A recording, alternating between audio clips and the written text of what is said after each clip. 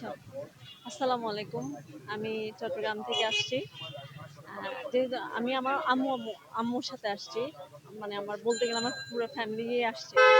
তো কথা হচ্ছে যে আমাদের দেশের সাবেক প্রধানমন্ত্রী যে ৩ বারের প্রধানমন্ত্রী বেগম জিয়া, উনি খুবই অসুস্থ।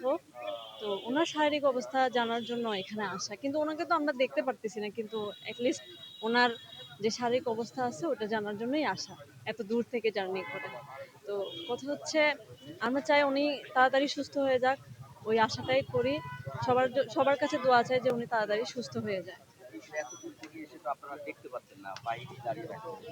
জি, সেটা তো কিছু করার নাই আসলে। কারণ ওটা তো সম্ভব না দেখা। তারপরও একটা ইচ্ছা ছিল যে মানে ঢাকায় আসবো। প্রিয় নেত্রীর যে যে জায়গাটা আছে ওটা একটু দেখবো।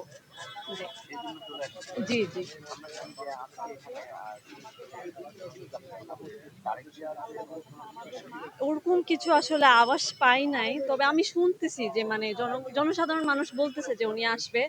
যে উনি আসলে উনার মাকে এ এ এ বলতেছে যে উনার ফ্যামিলিরা বলতেছে যে উনাকে নাকি লন্ডনে নিয়ে যাবে। তো ওই হিসেবে এ ডাক্তার বলতেছে যে মানে উনাকে ওই যে উনার যে শারীরিক অবস্থা আছে ওটার জন্য উনি কোনোভাবেই মানে ১২-১৩ ঘন্টা জার্নি করে উনি বিদেশে গিয়ে সাফার করতে পারবে না। ওইজন্যই বিদেশ থেকে নাকি এ ডাক্তার এসছে। ডাক্তার আনুষ্ঠানিকরা গতকালকে আসছে। জি, জি। মেডিকেল বোর্ড কালকে তারা ১০টায় ঢুকেছে এবং রাত ১২টা ১২:৩০ দিকে বের হয়ে যাবে। আপনারা তার কি অবস্থায় জানতে পেরেছেন?